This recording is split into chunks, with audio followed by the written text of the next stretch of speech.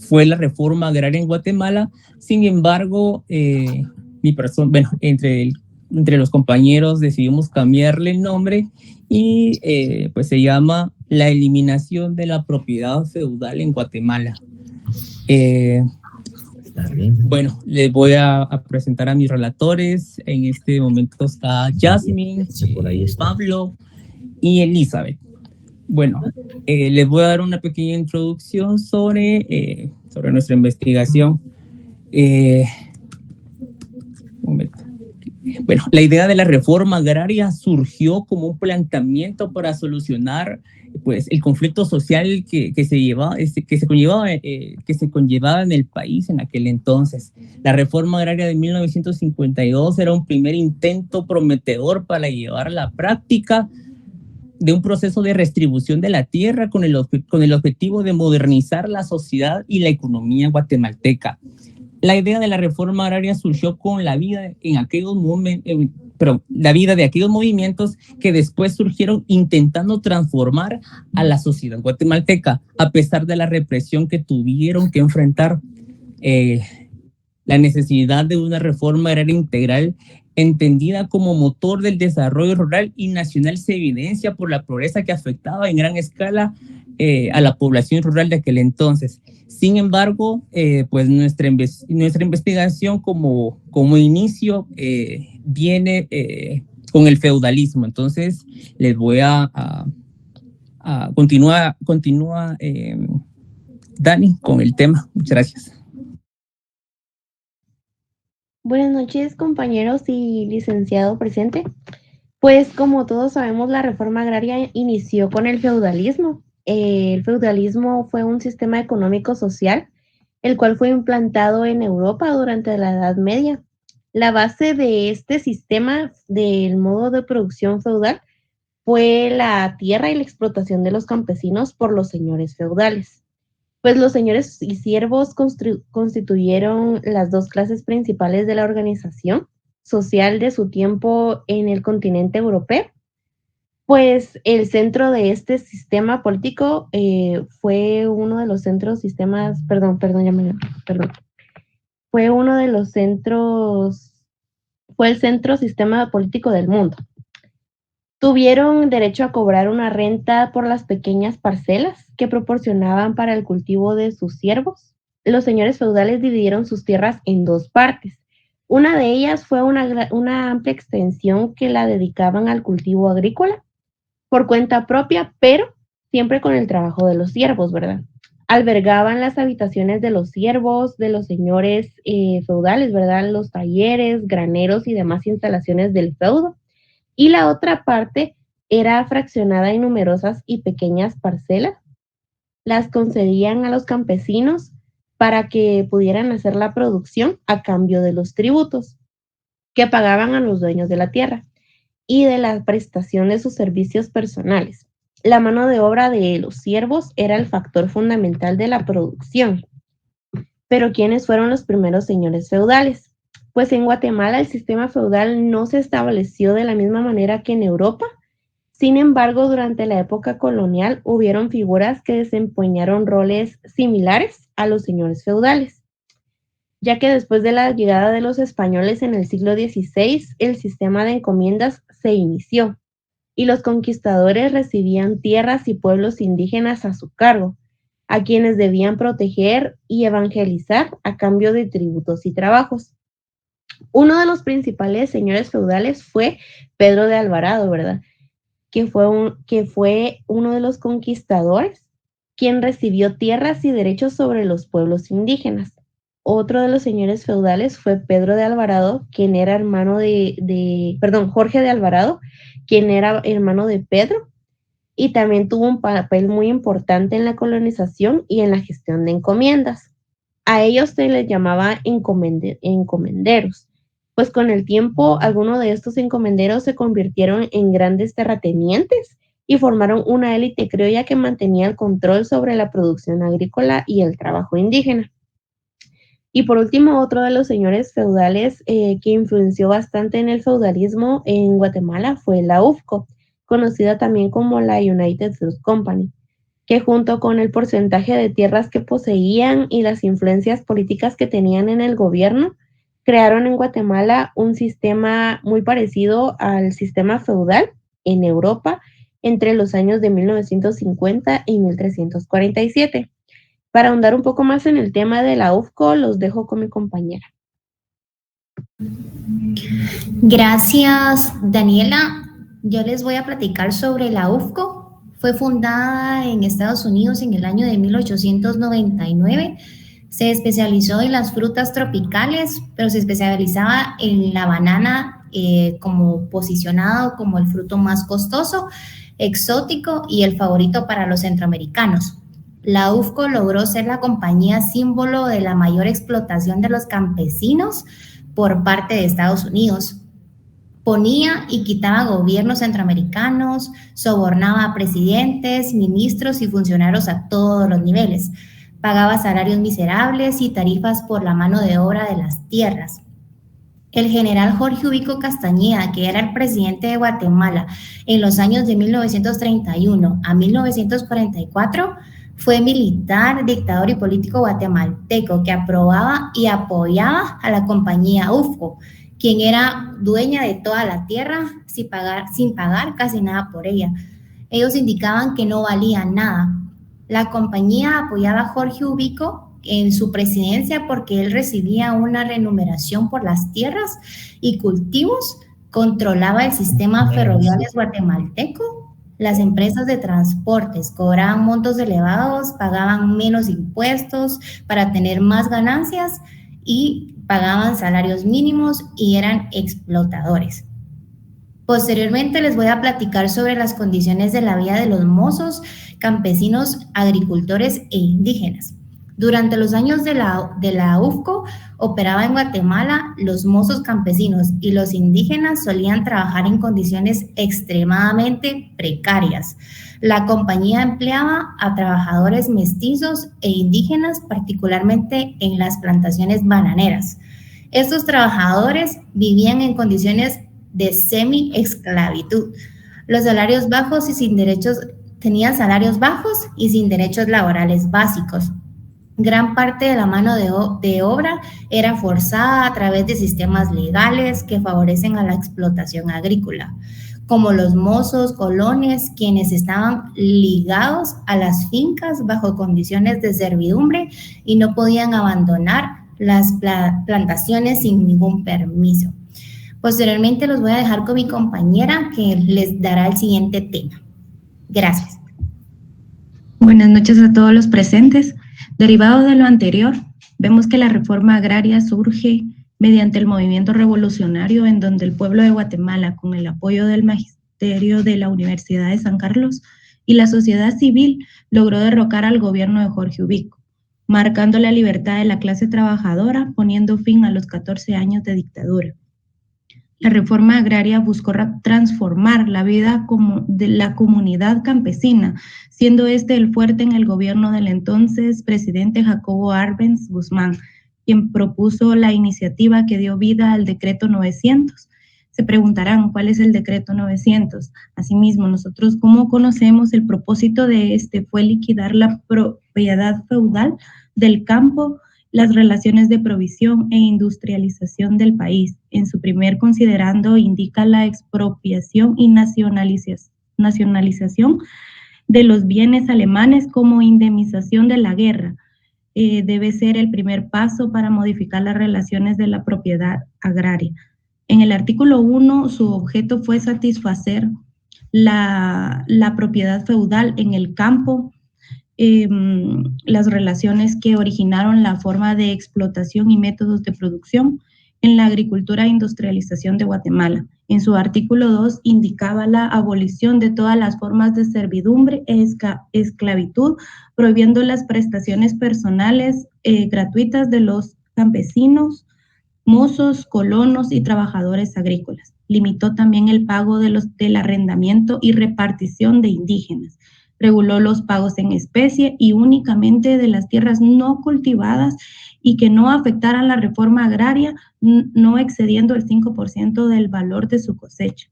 En el artículo 3 establece que el desarrollo de la economía campesina, capitalista y agricultura en general, se dotó de tierra a los campesinos, mozos, colonos y trabajadores agrícolas, quienes no poseían bienes, siendo cada uno beneficiado con fertilización y obtuvo un mejor provecho de los recursos obtenidos. Facilitó la inversión de los nuevos capitales de agricultura e introdujo nuevas formas de cultivo. Dio toda la facilidad de comprensión a todos los campesinos pudientes con asistencia técnica necesaria para la fertilización. En su artículo 4 indica también que por medio del Departamento Agrario Nacional se concedió a los campesinos el usufructo vitalicio de tales tierras hasta extensiones de 18 hectáreas, beneficiando la producción de agricultura. El Banco de la Reforma Agraria fue una de las instituciones que formó parte de la estrategia del gobierno para impulsar la reforma agraria en el país, con el objetivo siempre de mejorar la distribución de tierra y apoyar a los pequeños productores. Este banco fue establecido en el año de 1954 durante el gobierno de Jacobo Arbenz Guzmán como una de las iniciativas para dar financiamiento agrícola en el marco de la reforma agraria. Sus objetivos y funciones fue el apoyo financiero a pequeños agricultores. Fue creado para proporcionar crédito a los campesinos y pequeños agricultores. Hasta entonces ellos no tenían acceso a los servicios financieros tradicionales. Esto les permitiría a ellos comprar tierras, mejorar sus cultivos y aumentar la productividad. El Departamento Agrario Nacional, anteriormente conocido como Departamento de Transformación Agraria, fue una de las entidades gubernamentales que se encargó de implementar la relación política con la agricultura y reforma agraria. Como su función principal fue promover el acceso a la tierra, regulando su uso y fomento del desarrollo rural. Después del golpe de la reversión de la reforma agraria, tuvo cambios en su estructura y enfoque, ya que el fin era atender las necesidades campesinas, promoviendo seguridad alimentaria y distribución de tierras y combatiendo la pobreza rural. Nace así el repartimiento de tierras, generando procesos de expropiación, asignación de tierras, obteniendo objetivos exitosos iniciales, donde obtuvo la resistencia y desmantelamiento. Muchas de las tierras fueron devueltas a sus antiguos dueños y el proceso de reparto se detuvo, lo que exacerbó la desigualdad existente. Gracias. Los dejo con mi compañero Pablo. Licenciado, compañero, buenas noches. Yo les voy a hablar un poco sobre reforma agraria integral. Se entiende como un proceso que contempla un conjunto amplio de medidas a corto, mediano y largo plazo para la transformación de la propiedad, tenencia y uso de la tierra y otros recursos productivos. Es parte integral de un desarrollo social más amplio y busca impulsar un proceso de desarrollo rural para eliminar la pobreza en áreas rurales. También contribuye a la construcción de una estabilidad económica y social para toda la población guatemalteca y de esa manera reduce la conflictividad en el país. Políticas de reforma agraria. El corazón de la propuesta de reforma agraria integral es la promoción del acceso a las tierras campesinas y campesinos pobres. Esto se logrará a través de una serie de políticas como fortalecer el funcionamiento de Fontierras, la redistribución de tierras irregularmente asignadas, redistribuir a campesinos sin tierra propiedades registradas de manera fraudulenta o adquiridas de forma ilegal. ¿Por qué es necesaria la reforma agraria integral? La reforma agraria integral está vinculada estrechamente con los derechos y la identidad de los pueblos indígenas en 4 momentos claves. Uno podría ser: reconoce la importancia del derecho consuetudinario, el reconocimiento, las prácticas organizativas y productivas, el reconocimiento de la función cultural de la tierra, el reconocimiento del derecho histórico sobre la tierra. Esos serían los 4 principales momentos claves. Al igual, las medidas legales sin reforma constitucional, elementos del Código Agrario, el Código Procesal Agrario Ambiental, la Ley de Catastro, la Ley de Regularización de la Tenencia y Uso de la Tierra, la ley que regule la Procuraduría Agraria, la Ley de Comunidades Indígenas, que manda el artículo 70 constitucional, reformar y adecuar la ley de expropiación a la realidad y necesidades actuales, regular adecuadamente el tema de las tierras ociosas, titulación supletoria individual y comunal, revisión de las leyes agrarias vigentes, su forma, derogación o abrogación, ley del Fondo de Tierras, la ley que regula el funcionamiento de la Reserva del Estado, decreto 27-80, y revisión de la institucionalidad vigente producto de los acuerdos de paz. A continuación le dejo el tiempo a mi compañero Alex. Bueno, muchas gracias. Para agregar a esta investigación, tenemos el mito de la reforma agraria. ¿Qué fue el mito de la reforma agraria? Pues esto se basó este es de un libro donde está un poco de los acontecimientos que de verdad me costó bastante encontrar en la hemeroteca e incluso en la Biblioteca de Derechos Humanos, datos periodísticos o pues, una serie de literatura sobre la reforma agraria. Sin embargo, el mito de la reforma agraria es el contexto que hace referencia a las percepciones, narrativas e interpretaciones, tanto locales como internacionales, que surgieron a raíz de la misma, implementada por Arbenz. Algunos de esos aspectos se consideran los mitos en relación de la reforma agraria en Guatemala, que incluyen: es cierto que los terratenientes y grandes propietarios de la tierra resistieron a la reforma agraria. No todos los terratenientes se opusieron no todos los terratenientes se opusieron de manera rotunda. Algunos de ellos aceptaron la reforma a cambio de la compensación justa por las tierras que fueron expropiadas. Sin embargo, el mito sostiene que toda la élite terrateniente estaba completamente en contra, lo cual no refleja toda la diversidad de reacciones ante la reforma. También tenemos el mito de la reforma como un proceso de transformación pacífica y progresista. Y también tenemos el mito de la intervención estadounidense como una respuesta defensiva al comunismo. El mito de la reforma agraria en Guatemala está relacionado con las narrativas simplificadas que se ha construido alrededor de la política implementada por Jacobo Arbenz. Si bien la reforma tenía objetivos justos como la redistribución de las tierras y la mejora de las condiciones de vida de los campesinos, como anteriormente lo hablaba mi compañera, también tuvo marcadas limitaciones, resistencias y contradicciones. Además, fue manipulada y distorsionada en el ámbito internacional, especialmente por Estados Unidos, que utilizó el pretexto del comunismo para intervenir en un proceso que realmente presentaba una amenaza a los intereses económicos de las élites nacionales e internacionales.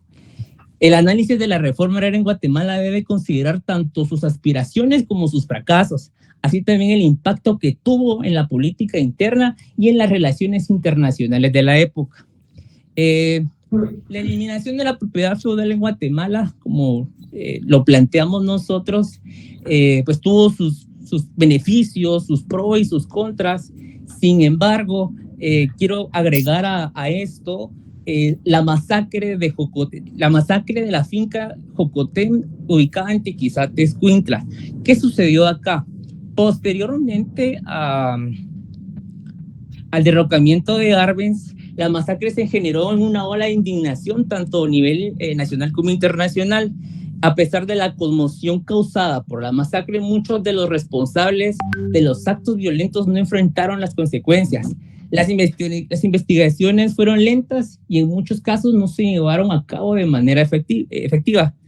lo que alimentó la impunidad en el país. La masacre de Jocotén se convirtió en una referente de la lucha por los derechos laborales y agrarios en Guatemala. Apenas documentada esa masacre, quizá la peor ocurrida en el siglo XX, debido a cientos de muertos que hubo, ha quedado tan solo en la memoria de los sobrevivientes o habitantes que queda de esa orante acción anticomunista de julio de 1954. El mal llamado Ejército Liberacionista entra a Tiquizate. Las desapariciones se reportan por decenas. 3 asesinatos. En el resultado se desconoce la cifra. No ha habido exhumaciones quienes han logrado documentar la masacre de la finca de Jocotén. Dicen que fueron miles los asesinados y enterrados en algún lugar de la finca. En verano de 1954, Jacobo Arben Guzmán había sido derrocado y el ejército contrarrevolucionario del general Carlos Castillo Armas se ensaña contra sindicalistas y campesinos que habían sido beneficiados por el decreto 900. La finca de Jocotén en Tiquizate, Escuintla, fue una de las represalias que tomó Castillo Armas en contra de estas personas. Sin embargo, lo único que pude encontrar, lo que fue en periódicos y en la hemeroteca, fue la mentira que plasmaba aquí en la capital. Sin embargo, encontré que sí iba a distribuir la tierra, que sí iba a dar el beneficio. Sin embargo, en el interior de la República se desataba una ola de violencia en contra de estas personas. Aparte de esto, pues no cabe duda que la realización de una reforma agraria integral en Guatemala, en todos sus aspectos como tal se plantea, es un reto político a largo plazo. Sin embargo, consideramos que el proceso de construcción del camino de la reforma agraria integral ya ha empezado. En este marco vemos la necesidad de un grupo consultivo que coloque el desarrollo. Llegando a un punto en la investigación, puedo decirle que pues, la reforma agraria y todos estos acontecimientos que se dieron, pues fue el inicio de los 36 años de conflicto armado interno, derivado a que también pude investigar de que muchos indígenas y mucha gente campesina pues se aglomeró y sacó de su propiedad a los dueños de las tierras, y pues estos terratenientes acudieron al gobierno de Castillo Armas, y pues de ahí surgió todos estos acontecimientos. Agradezco a todos por su tiempo, y pues esta fue nuestra investigación. Muchas gracias. Vean, no voy a hacer ahorita comentarios porque estamos sobre el tiempo, quiero ver qué tanto podemos avanzar, pero parte del rechazo en esa época a un planteamiento agrario era vincular el desarrollo de un país a la mitomanía norteamericana, que lo que se estaba practicando en nuestro país era un principio de un orden comunista, cuando la misma ley definía que lo que había que hacer era desaparecer los resabios feudales, como exactamente está planteado. O sea que el decreto 900 llevaba como tal a la eliminación de la propiedad feudal, implantada desde la misma conquista, consolidada en la colonia, ratificada en la independencia y legitimada en la época de Barrios, explotada en toda su dimensión hasta la época precisamente de Jacobo Arbenz. Bueno, pero vamos a dejar ahí el comentario. Les agradezco que vamos a exponer, ¿cómo se llama? ¿Quién va a pasar ahorita? Al grupo número 10. Tratemos de marcar unos 15 minutos, compañero. ¿Quién me corresponde al número 10? Se me han aprovechado ahora en los trabajos ahí, pero está bien, no llevo nada en contra de eso. ¿Quién es la que corresponde ahorita? Yoli, buenas noches. Buenas noches, compañera. ¿Cuál es su trabajo? Nuestro tema es el desarrollo sostenible y el cambio climático. Nosotros 10, somos, ¿verdad? sí, así es. Nosotros somos el grupo número 10. Bueno, más que todo, primero vamos a definir pues qué es el desarrollo sostenible. La siguiente diapositiva, por favor. Giselle Contreras. Giselle Contreras. Giselle, sí. Con J es. Sí. ¿Y ese nombre dónde te lo pusieron? No sé. Giselle. Ok, está bien. Gracias. ¿Me podrías apoyar con la siguiente diapositiva? Gracias.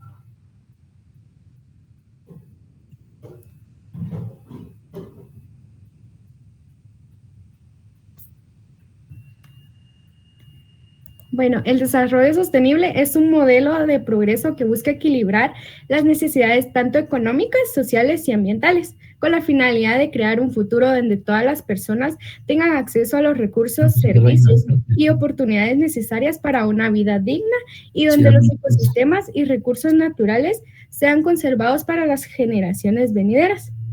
Es un enfoque que promueve la equidad, la solidaridad y la resiliencia, reconociendo que el bienestar de las personas está estrechamente ligado al de la naturaleza.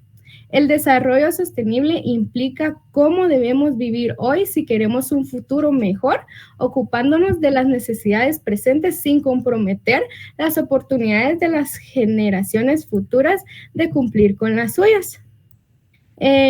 La tercera diapositiva, por favor, que son los objetivos del desarrollo sostenible. Los Objetivos de Desarrollo Sostenible, ODS, son una iniciativa global adaptada por todos los países miembros de la ONU en el 2015, como parte de la Agenda 2030 para el Desarrollo Sostenible. Esta agenda busca erradicar la pobreza, proteger el planeta y, sobre todo, asegurar la prosperidad para todos, promoviendo un desarrollo que sea inclusivo, equitativo y respetuoso con el medio ambiente.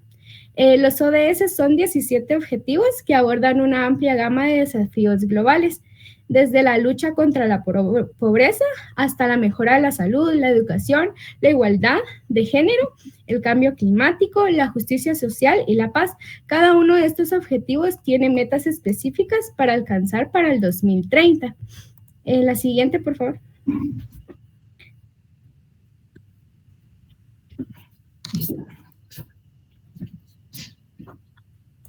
Como podemos ver, ahí tenemos los 17 objetivos y brevemente les voy a explicar cada uno de ellos. Como primero tenemos el fin de la pobreza, que busca erradicar la pobreza en todas sus formas y dimensiones en todo el mundo. En el número 2 tenemos hambre cero, que busca acabar con el hambre, lograr la seguridad alimentaria y la mejora de la nutrición y promover una agricultura sostenible. Como número 3 tenemos salud y bienestar, que busca garantizar una vida sana y promover el bienestar para todos y todas las edades. En número 4 tenemos educación de calidad, que busca asegurar una educación inclusiva, equitativa y de calidad y promover oportunidades de aprendizaje durante toda la vida para todos. Como número 5 tenemos la igualdad de género, que busca lograr la igualdad de género y empoderar a todas las mujeres y niñas. En el número 6 tenemos el agua limpia y saneamiento.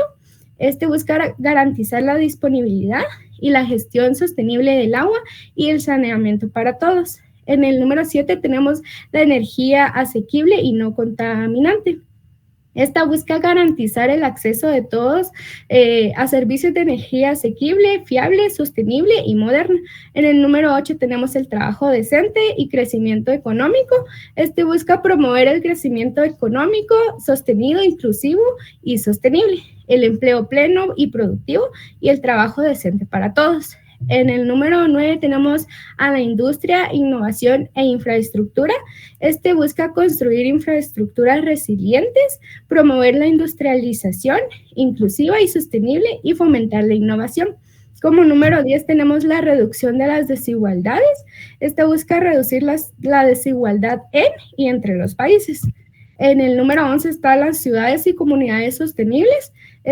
Lo que busca hacer es que las ciudades y los asentamientos humanos sean inclusivos, seguros, resilientes y sostenibles. En el número 12 está la producción y consumos responsables. Lo que busca o lo que pretende es asegurar las modalidades de consumo y producción sostenible. En el número 13, la acción por el clima, que busca tomar medidas urgentes para contribuir al cambio climático y sus efectos. En el 14 tenemos la vida submarina, que busca conservar y utilizar de manera sostenible los océanos, mares y recursos marinos para el desarrollo sostenible. En el número 15, la vida de ecosistemas terrestres. Lo que pretende es proteger, restaurar y promover el uso sostenible de los ecosistemas terrestres, gestionando de forma sostenible los bosques, luchando contra la desertificación, frenar la degradación de tierra y frenar la pérdida de biodiversidad.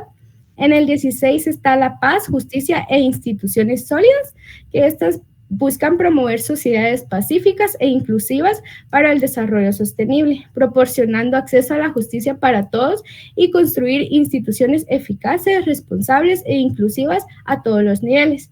En el número 17 están las alianzas para lograr los objetivos, que buscan fortalecer los medios de implementación y revitalizar la Alianza Global para el Desarrollo Sostenible. La siguiente diapositiva, por favor. Acá tenemos las instituciones que están involucradas en el desarrollo sostenible. Solo voy a mencionar 3. La primera es Fundaeco, que es la Fundación para el Ecodesarrollo y la Conservación. Esta es una organización no gubernamental guatemalteca que se dedica a la conservación del medio ambiente y al desarrollo sostenible en Guatemala, a través de sus diversos proyectos e iniciativas. Fundaeco trabaja para promover la gestión sostenible de los recursos naturales, la protección de la biodiversidad y la mejora de las condiciones de vida de las comunidades, especialmente pues aquellas áreas en las que son más vulnerables. Como número 2 tenemos el MAR, que es el Ministerio de Ambiente y Recursos Naturales de Guatemala, que es la institución gubernamental encargada de la gestión ambiental y de la protección de los recursos naturales del país.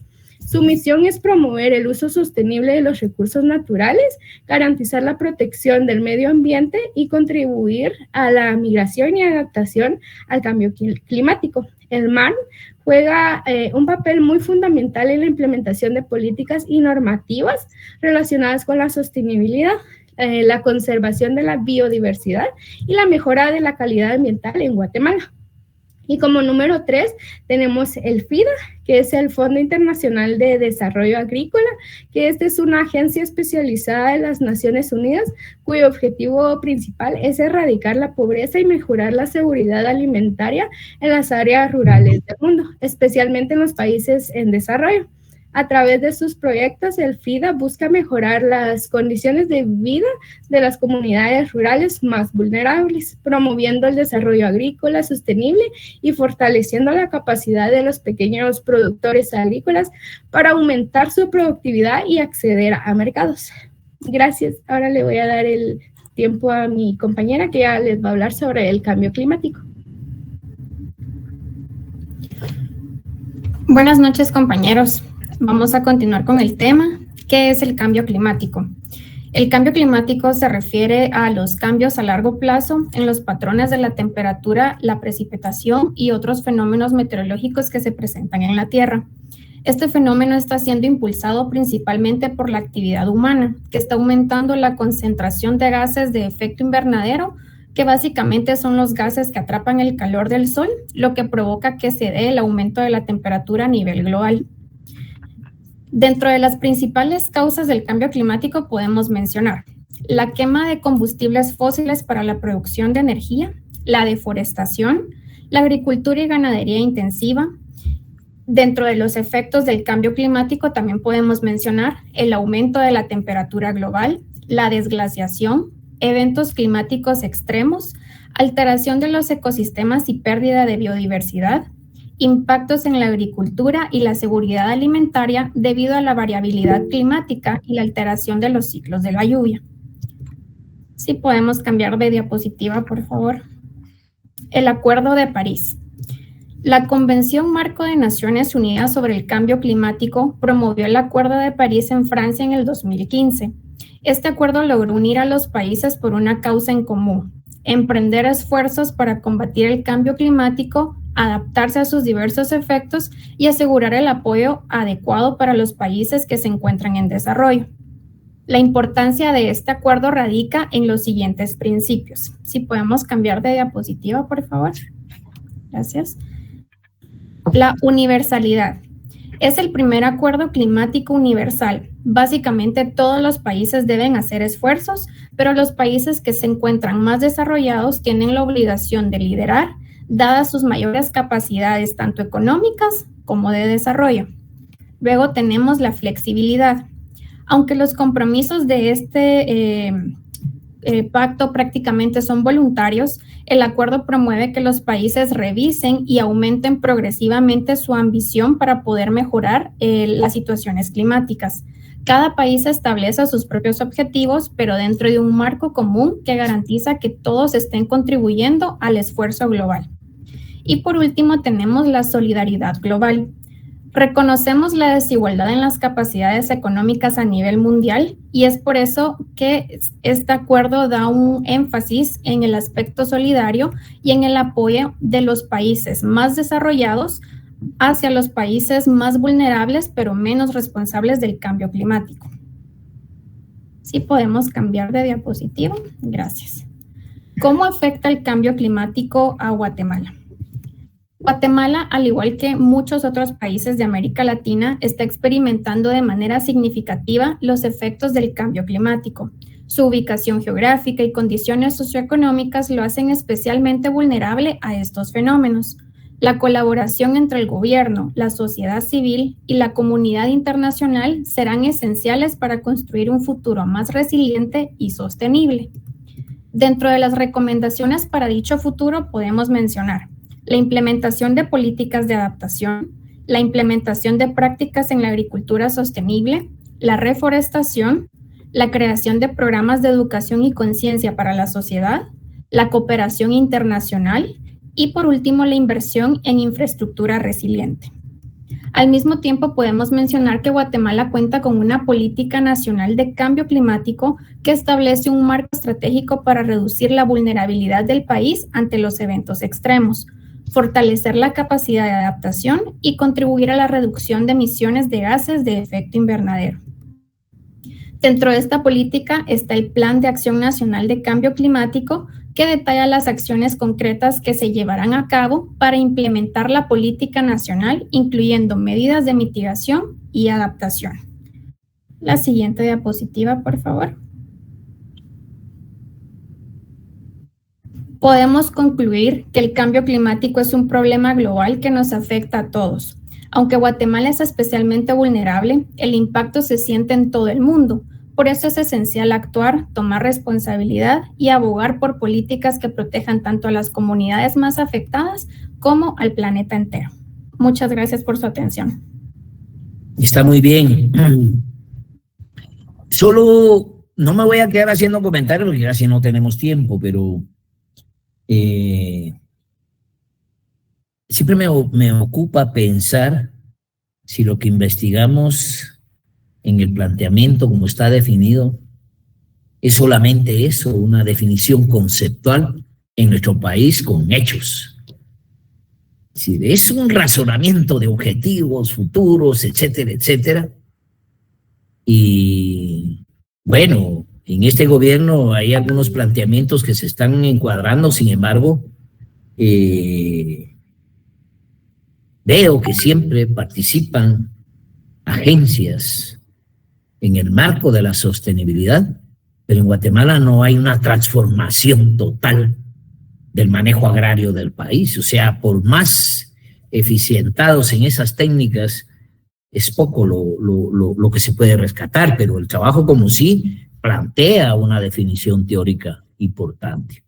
Así es que los felicito ahí, los vamos a dejar ahí y pendientes de escuchar al grupo número 11. Sería por mi parte felicitaciones y un aplauso para ustedes también de mi parte. Bien, grupo número, ¿qué? 11. 11. Empecemos con el grupo 11. Buenas noches, licenciado y compañeros. Pues nosotros somos el grupo número 11. Nuestros relatores pues es Rufino Súchite, Luz de María Figueroa y Floridalma Umaña. Pues nos toca hablar sobre la reforma agraria de México. Entonces, pues vamos a exponer voy a iniciar con una pequeña introducción.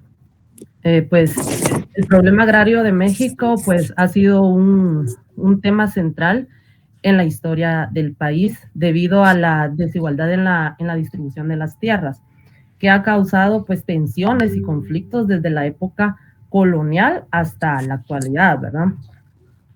El problema agrario en México es uno de los conflictos históricos más significativos del país, profundamente pues ligado a la distribución desigual de la tierra y las condiciones de vida de las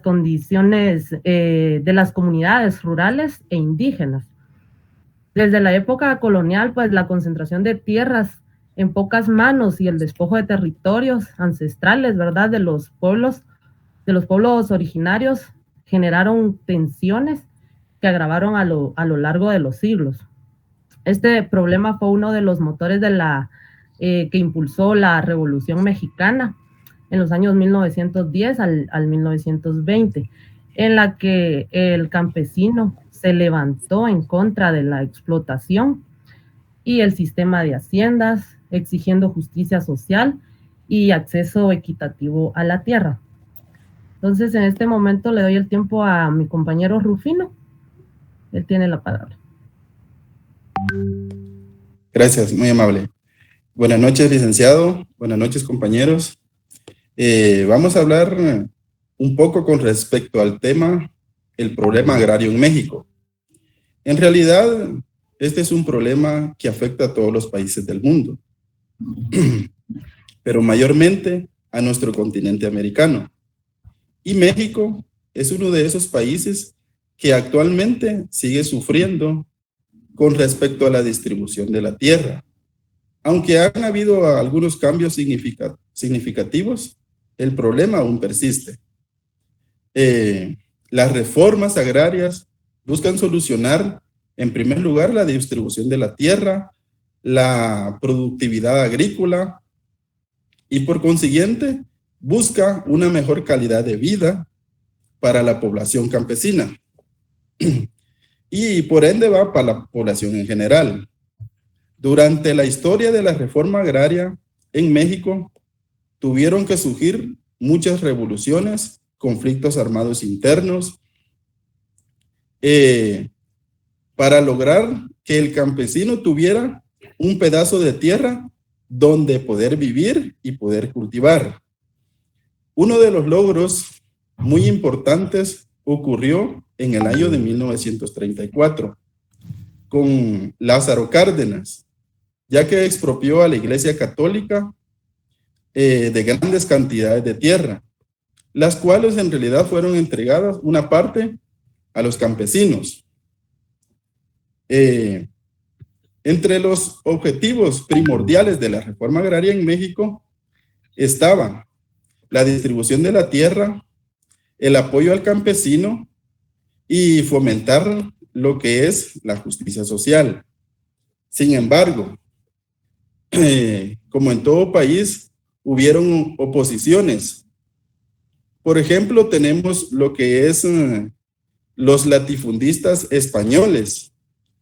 Pues a estas personas se les otorgó la mayor cantidad de tierras, las cuales en realidad una parte la tenían ociosa y otra la daban a los campesinos, pero estos en realidad lo que pasaba que eran totalmente explotados, ¿verdad? Como en realidad en nuestro interior aún se sigue dando. Y atrás de estos estaba también lo que es la Iglesia Católica, quien tenía también grandes proporciones de tierra y no estaban siendo aprovechadas, estaban ociosas. Y cuando fue expropiada, en realidad no fue expropiada de toda su tierra, sino que una parte se la entregó también al Estado. Como consecuencia, el campesino en realidad le fueron entregadas, pero fue una mínima cantidad, con la cual únicamente él podía sobrevivir. En realidad no tenía mucho. A raíz de todo esto, es que surgen las revoluciones, las reformas, con las que se buscaba una mejor condición de vida para el campesino. Ejemplo de ello es el Plan de San Luis, Plan de Ayala, Ley de Tierras Ociosas. Con dichas leyes, lo que se buscaba era solucionar el problema agrario, es decir, la distribución de la tierra, y que el campesino tuviera una vida digna, pero en realidad, como dije antes, no ha sido así. El problema aún persiste hasta el día de hoy. Le dejo la palabra a mi compañera Luz de María.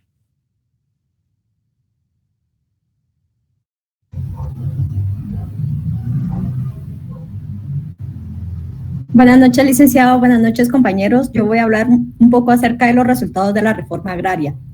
En México ha estado en desarrollo durante más de 20 años. Esto hace pertinente un análisis y un balance sobre estos resultados. Esta evaluación ha sido bastante crítica y requiere un estudio previo de las condiciones económicas y sociales de los ejidarios. En este país, las condiciones económicas y sociales han sido bastante lamentables. Este análisis también no se ha podido llevar a cabo porque la acción agraria ha carecido de un organismo administrativo que se dedique a realizar esta evaluación, que sea real, que sea desinteresada y desapasionada en sus efectos, con el fin de orientar una implementación. No existen datos estadísticos adecuados para medir los beneficios reales de la reforma agraria. Esto no significa que en la Dirección General de Estadística y el Departamento Agrario se hayan ignorado estas cifras, sino que significa que las evaluaciones han sido de carácter global y en esas condiciones resulta difícil tener un verdadero alcance, ¿verdad? Acerca de la construcción legal, que desde un principio la legislación agraria ha carecido de medios necesarios para su implementación. La ley de 6 de enero de 1915 solo aborda los puntos fundamentales de esta reforma y no fue inmediatamente reglamentada. La Comisión Nacional Agraria se dedicó a elaborar una serie de circulares que no fueron ni oportunas ni adecuadas y que constantemente las iban rectificando. Estas leyes reglamentarias a partir de la ley de ejidos tampoco lograron establecer una fórmula definitiva de acción ni un criterio central. Claro, hay puntos esenciales que sí, ¿verdad? Fueron expedidas, pero surgió la urgencia de irla reformando mediante enmiendas. Esto se debió porque en el ámbito agrario el legislador actuó de una manera improvisada y careció de una visión clara del problema que estaba abordando. Los profesionales capacitados se encargaron de elaborar el estatuto jurídico de la reforma agraria y se encontraron también situaciones al cual se tuvieron que adaptar. Sin embargo, esta legislación técnica, lógica y suficientemente amplia para ampliar el problema en su totalidad, especialmente en lo que respecta a la distribución de tierras, de lo que se ha venido platicando. En esta legislación, al ser excesivamente elaborada, ha presentado el problema de la tierra como un asunto exclusivamente legal, cosa que ya lo dijo otro grupo, que en realidad es un problema eminentemente económico. Constituyó un procedimiento agrario utilizando la técnica de un juicio ante autoridades administrativas para ajustarse a los requisitos del artículo 14 de la Constitución. En efecto, la Constitución de utilidad pública, la adquisición de propiedades necesarias y dotar a los núcleos de población de los que carecen tierras o no tienen suficiente para satisfacer sus necesidades. En otras palabras, estamos ante expropiaciones por causa de utilidad pública y la Constitución establece claramente que en estos casos no se requiere un juicio previo para llevar a cabo la ocupación de la propiedad privada. La legislación mexicana ha presentado el problema de la tierra como un asunto legal cuando es fundamentalmente económico. El juicio agrario carece de fundamento legal, ya que ninguna ley que establezca obligaciones para los propietarios, lo que significa que no pueden ser considerados como demandados. El Estado indemniza a los hacendados únicamente se les priva de utilizar por lo que no tienen por responder con ninguno de sus bienes. Solo lleva a cabo un juicio agrario cuando se desconocen los derechos de los pueblos a recibir estas tierras. En el caso de la restitución de tierras, sí es necesario un juicio, ya que existe un derecho de propiedad que debe resolverse ante las autoridades. En este contexto, sí responde, el propietario va a responder con sus bienes, ya que el Estado indemniza si la solución del juez es desfavorable. Estas frecuentes modificaciones de las leyes agrarias han generado muchas diferencias entre los ejidos. No todos son de igual extensión ni de igual calidad, especialmente si se compara con los ejidos entregados durante la vigencia del 6 de enero de 1915. Es fundamental ofrecer al ejidario una parcela adecuada para poder cultivar con la ayuda de su familia. La aplicación de leyes agrarias en México ha generado diversos trastornos en la propiedad y la agricultura, lo que ha llevado a varios ciudadanos a criticar estas leyes. Es importante reconocer que estas normas están fundamentadas en el beneficio para la sociedad en su conjunto. Están para transformar la agraria mexicana sacrificando diversos derechos existentes, ya que la mejora del sistema agrario ha resultado de luchas que han afectado muchos intereses particulares. En base a esto, encontrar la mejor manera de organizar la propiedad de la tierra, distribuir el suelo de manera equitativa para asegurar la vida de los pueblos rurales. El problema agrario debe considerarse en 3 puntos de vista. El punto de vista de la distribución de la tierra, que sea equitativa. La tierra es fundamental para asegurar tranquilidad pública y promover el desarrollo de la clase campesina. Este aspecto constituye una mejora urgente al problema agrario, ya que busca garantizar la estabilidad económica de una gran parte de la población mexicana. El problema agrario es una esencia de un problema económico que debe resolverse mediante enfoques económicos. Difícilmente puede ser comprendido únicamente desde la perspectiva legal. Y desde un punto de vista agrícola y desde un punto de vista educacional es necesario implementar acciones para satisfacer las necesidades del ejidario, incluida la capacitación adecuada de los agricultores. Esto les permitirá explorar sus tierras de manera más eficiente y maximizar su productividad. La extensión laborable de México, la mayor parte es montañosa, estéril o inhabitable, según los datos que se han investigado. Mi compañera Flori continuará.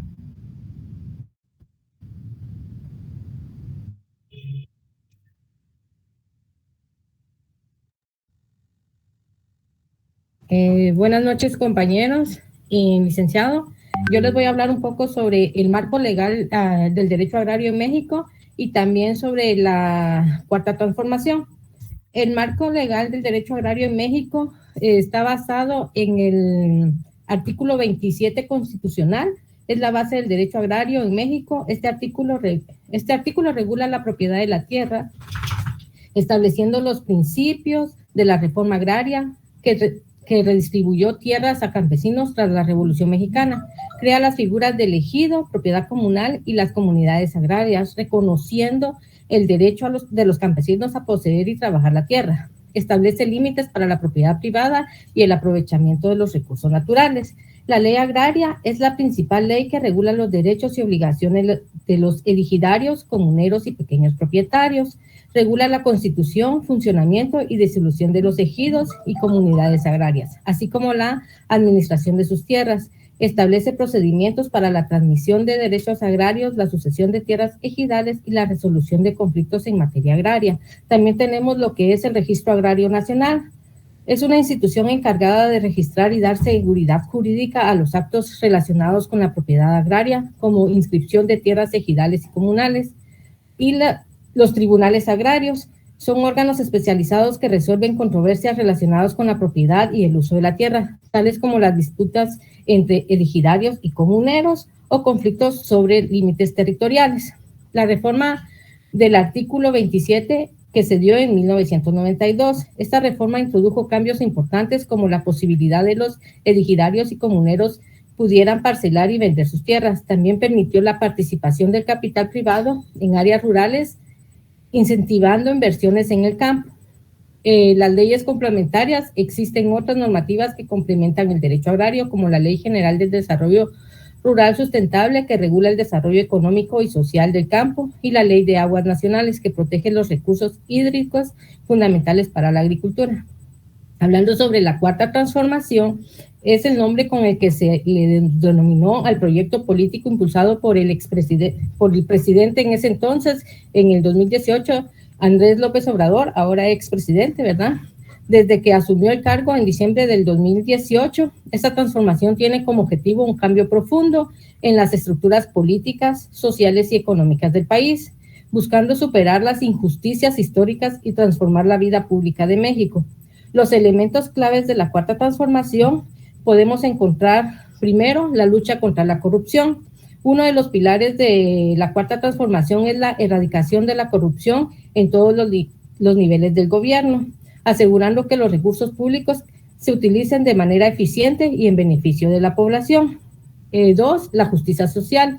El gobierno de AMLO ha promovido políticas para reducir la desigualdad económica y social, apoyando los sectores más vulnerables como los indígenas, los adultos mayores, los jóvenes y los pobres. Programas como Sembrando Vida para la reforestación y el empleo rural o Jóvenes Construyendo el Futuro para ofrecer becas y formación laboral son ejemplos de este enfoque.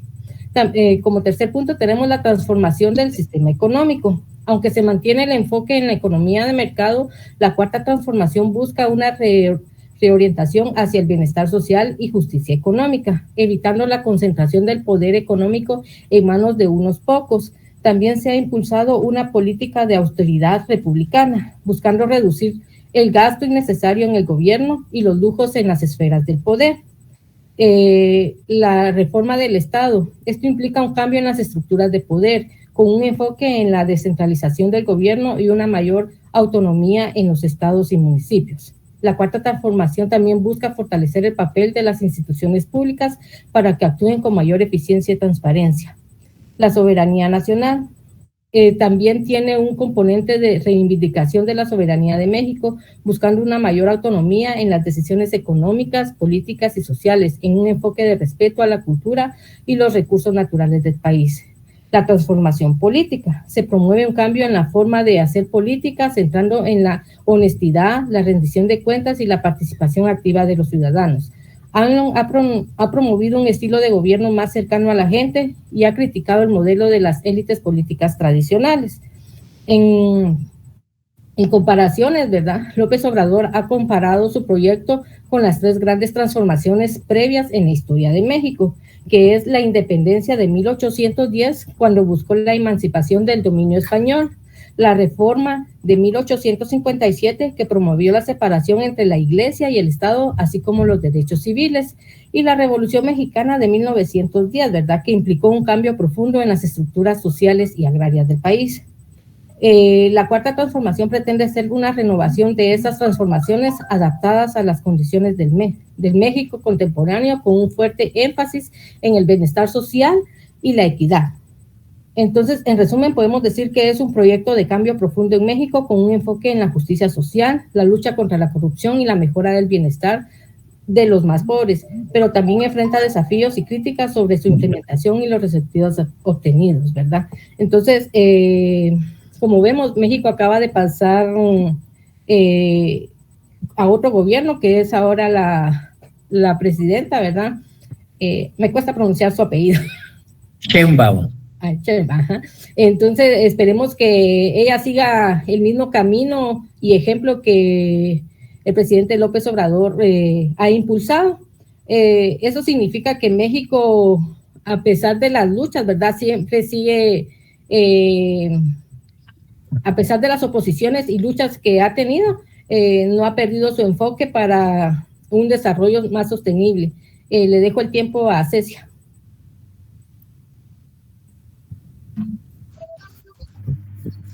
Muy bien.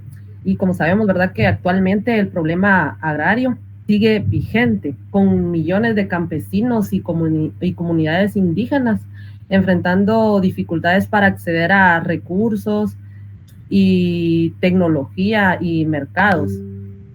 La falta de oportunidades y la pobreza rural que ha llevado a una migración masiva hacia las ciudades y el extranjero, afectando tanto las zonas rurales como a la economía nacional. Entender este problema, pues no solo es de México, ¿verdad?, sino que también acá en nuestro país es clave para abordar cuestiones de justicia social, desarrollo sostenible y soberanía alimentaria, así como para mejorar las condiciones de vida y de las comunidades rurales. Y no está de más decir, ¿verdad?, que enfrentar este problema implica entender la historia agraria y reconocer los desafíos actuales que enfrenta el sector rural. Muchas gracias. Esa fue nuestra participación. Bueno, voy a hacer un breve comentario, porque ya se están retirando algunos. El escenario es el siguiente. México es una potencia mundial en términos económicos. La transformación hoy de México es importantísima porque recoge todo el planteamiento revolucionario histórico, toda esa parafernalia respecto a la crítica de lo que es o lo que es la cuarta transformación. Ustedes lo van a encontrar solo en la CNN, en TV Azteca, y el canal ese mexicano de novelas, y que es críticas históricas, Televisa, y todo ese marco de desinformación editorialista de los grandes periódicos mexicanos, en contubernio con un escenario corrupto de casi 70 años, un desenfreno desmedido en manejo de las finanzas, y toparse hoy en el camino con personajes, un movimiento político, económico y cultural que tiende a transformar el país. Lo voy a dejar ahí porque es grande enumerar el significado ahorita, por ejemplo, del papel que le corresponde al actual presidente en la continuidad de ese proceso, que implica ya escenarios constitucionales, ya no simplemente por razonamientos de orden ordinario, ya son mandatos constitucionales, la transformación total de México. Y eso es bien importante entenderlo. Claro que es un problema económico.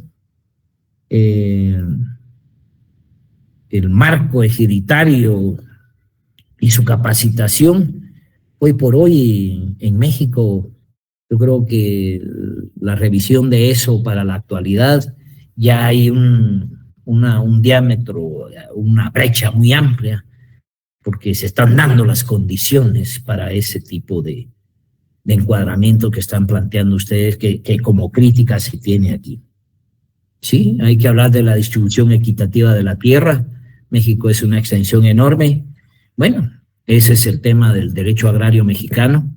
Nos faltó un poquito la jurisdicción legal agraria mexicana, que es básica, determinante para comprender por un futuro del país, que existen planteamientos, una jurisdicción agraria, salas, juicios, etcétera, etcétera, como que fueran los juicios de familia, juicios laborales. Debe de discutirse ya en nuestro país la formulación agraria para resolver este tipo de inconvenientes. La dejamos ahí. Muchas gracias y felicitaciones a ustedes y siempre buenas noches y muchas gracias por su atención. ¿Están los compañeros? Buenas noches. Gracias, Florida. Gracias, Cecia. Feliz noche, licenciado. Gracias, grupo 11. Gracias. Feliz noche. Feliz noche, licenciado. Gracias por todo.